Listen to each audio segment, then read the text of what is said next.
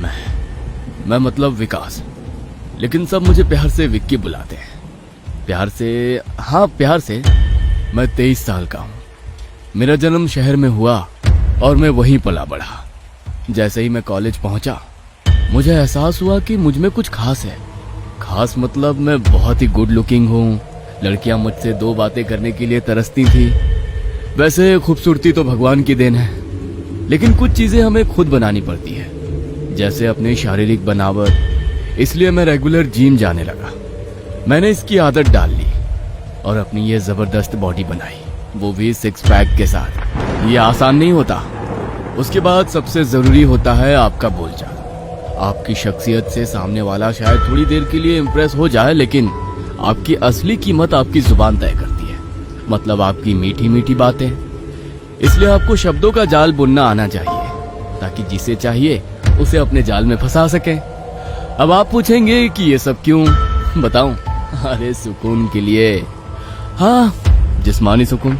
लेकिन मैंने कभी किसी पर जोर जबरदस्ती नहीं की। मुझे उसकी जरूरत ही नहीं पड़ती। अगर मैंने तय कर लिया कि सामने वाली लड़की को अपने जाल में फंसाना है, तो मैं उसको फंसा ही लेता हूँ। कॉलेज के दिनों में मैंने दोस्तों से शर्त पर कितनी लड़कियों को फंसाया था। कॉलेज के किस्से तो बहुत है, लेकिन बाहर के किस्से भी कम नहीं। शादीशुदा औरतें तो मेरी कमजोरी है। जवान लड़की कच्चे आम की तरह होती है और 30-35 साल की औरतें पक्के आम की तरह, रसदार और मीठी। मुझे पता है आप में से कुछ शरीफ लोगों को मुझसे अब नफरत हो रही होगी या फिर घिन आ रही होगी, लेकिन सुनो, एक बात बताऊं, कोई भी शरीफ नहीं होता। बस आपके पास मेरी जैसे 6 पैक्स वाली बॉडी नहीं है, और अगर बॉडी हो भी तो मेरी जैसी कला नहीं है। जी हाँ, सही सुना आपने, ये कला ही तो है, आर्ट है। इसमें सब्र चाहिए होता है, धीरे धीरे जाल बुनना पड़ता है। हर कोई ये नहीं कर सकता, और जो नहीं कर सकता वो शरीफ बनने का नाटक करता है। जैसे लोमड़ी को अंगूर खट्टे लगते हैं। अब तो मुझे लड़की के नजर से ही समझ आ जाता है कि बात कितनी आगे जाएगी। असल में ये समाज सेवा ही है। मैं पुण्य कमा रहा हूँ। प्यासे की प्यास बुझाना पुण्य का काम है ना? कई जवान लड़कियों और औरतों की प्यास मैंने बुझाई है। इसलिए शायद कॉलेज में दोस्तों ने मेरा नाम विक्की डोनर रखा था। कॉलेज के बाद मैंने नौकरी ज्वाइन की, वो भी सरकारी बैंक में। लेकिन मेरी पहली पोस्टिंग इस वीराने में हुई। वीराना मतलब पूरी तरह वीराना नहीं। यहाँ पेड़ बहुत है, जंगल जैसा कह सकते हैं, लेकिन इंसान कम दिखते हैं, इसलिए वीराना कहा। अब ऐसी जगह पर मेरी प्यास कैसे बुझेगी, भगवान जाने। लेकिन आप चिंता ना करें, मैं कोई ना कोई जुगाड़ कर ही लूंगा। बारिश की बूंदें अभी भी गिर रही थी। मैं सड़क के किनारे धीरे धीरे कदम रखता हुआ चल रहा था। मुझे आज रात रुकने के लिए किसी जगह का इंतजाम करना जरूरी था, लेकिन आसपास केवल घनी झाड़ियां थी। क्योंकि मैं पेड़ों के नीचे से गुजर रहा था और सिर पर छाता था, बारिश ज्यादा महसूस नहीं हो रही थी। उस बस स्टॉप से गांव थोड़ा अंदर था। मैं चलते हुए पीछे मुड़कर देखता था। अगर कोई बाइक वाला आ गया तो मैं लिफ्ट ले सकता था, लेकिन अभी तक कोई भी गाड़ी नहीं आई थी। सड़क की तरफ देखकर मुझे यह समझ में आ रहा था कि इस सड़क पर केवल बैलगाड़ियों की आवाजाही हो रही होगी, क्योंकि सड़क पर बैलगाड़ियों के पहियों के गहरे निशान बने हुए थे।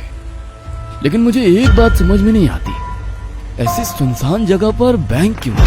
नहीं, अगर लोगों को खाने पीने के लिए भी कुछ ना हो तो ये लोग बैंक में क्या रखेंगे?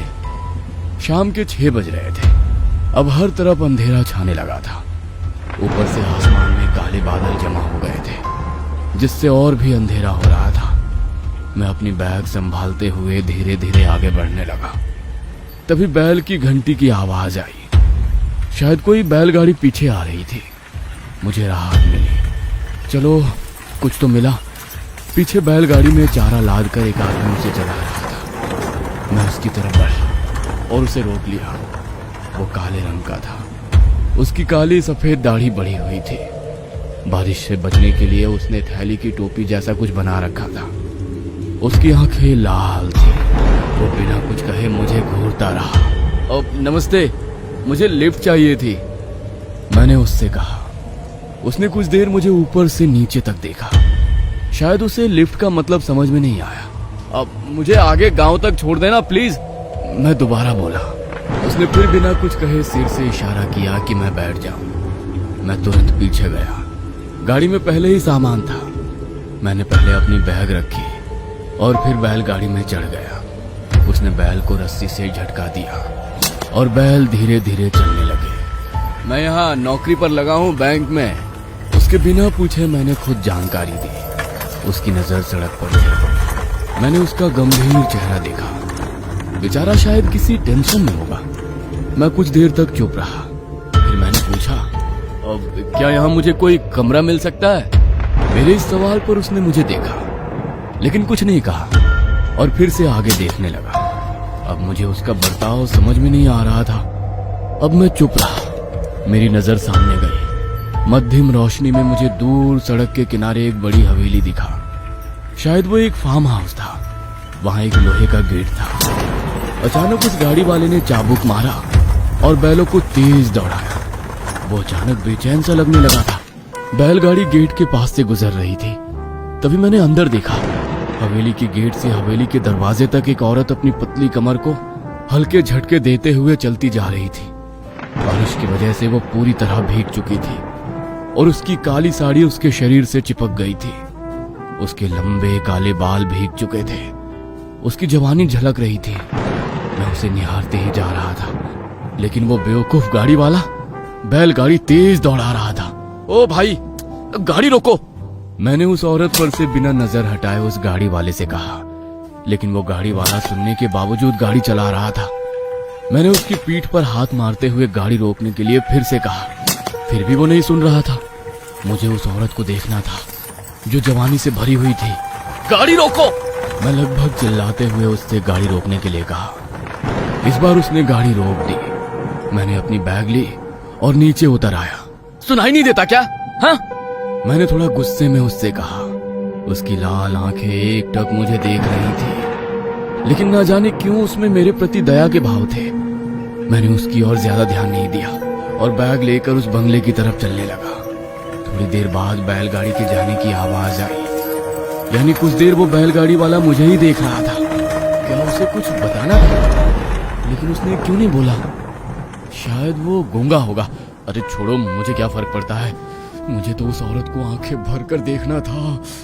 मैं उस बंगले के गेट के पास आया। गेट आधा खुला था। मैंने उससे अंदर जाकर देखा। गेट से लेकर बंगले तक दोनों तरफ पेड़ थे पर अब वो औरत अब कहीं नहीं दिख रही थी। अब तो मैंने ठान लिया था कम से कम चेहरा तो देख कर ही जाऊंगा। मैंने धीरे धीरे कदम बढ़ाए और बंगले के सामने आकर अंदर झांकने लगा। आओ आओ, अंदर आओ आओ। एक बूढ़े आदमी की कपकपाती आवाज मेरे कानों में पड़ी। मैंने अंदर झांक कर देखा लेकिन वहां अंधेरा था इसलिए कुछ भी साफ साफ नजर नहीं आ रहा था। आओ अंदर आओ आओ। बाहर अचानक बहुत जोर से बारिश होने लगी। मेरे कदम अपने आप बंगले के अंदर चल पड़े। मैंने अंदर जाकर एक बार बाहर नजर डाली। बाहर तूफानी बारिश हो रही थी। आओ आओ। मैं आवाज की ओर देखने लगा। एक आराम कुर्सी पर एक बूढ़ा आदमी बैठा था। घर में लाइट नहीं थी इसलिए कुछ जगहों पर मोमबत्तियां जल रही थी। उस रोशनी में मैंने उस बूढ़े को देखा। उसका रूप बहुत ही घिनौना था। उसने नीचे बस एक धोती पहन रखी थी। पूरे शरीर की त्वचा झुर्रीदार थी। सिर के बाल झड़े हुए थे लेकिन भौहें सफेद दिख रही थी। दोनों तरफ के गाल अंदर की ओर धसे हुए थे।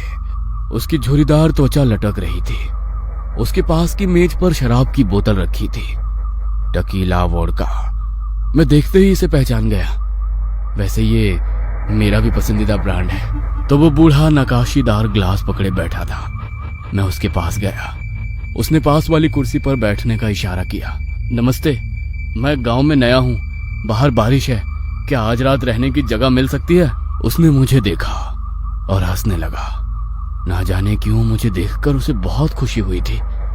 अपनी कर्कश आवाज में वो बोला, हाँ हाँ रह लो, बस आज की रात। वो हंसने लगा। उसने कांपते हाथों से ग्लास उठाया और मुंह से लगाकर पानी पीने लगा। आधी शराब तो उसके होठों से रिसते हुए गालों पर और नीचे गिर रही थी। उसने ग्लास को साइड में रखा और फिर से हंसने लगा। मैंने इस बूढ़े की जैसी गंदी हंसी आज तक नहीं देखी थी। उसकी गंदी हंसी को देखकर मन में ख्याल आया कि इसके दांत तोड़ दूं, लेकिन तोड़ता कैसे? उसके मुंह में एक भी दांत बचा नहीं था। लेकिन मैंने चेहरे पर कोई भी भाव नहीं दिखाते हुए बस उसे देखा और एक बनावटी मुस्कान के साथ इधर उधर देखने लगा। बस एक झलक मिल जाए उसकी, जिसके लिए मैं यहाँ आया था। तुम्हें भी वो चाहिए क्या?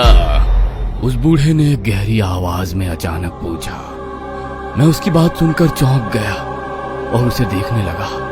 उसने अचानक कुर्सी से आगे झुककर अपना चेहरा मेरे चेहरे के सामने लाया। क्या तुम भी उसे टेस्ट करना चाहते हो? उसने बड़ी गंभीरता से पूछा। मैं थोड़ा डर गया कि क्या अब शराब टेस्ट करना है? वो फिर से आराम कुर्सी पर लेटकर झुकते हुए हंसने लगा।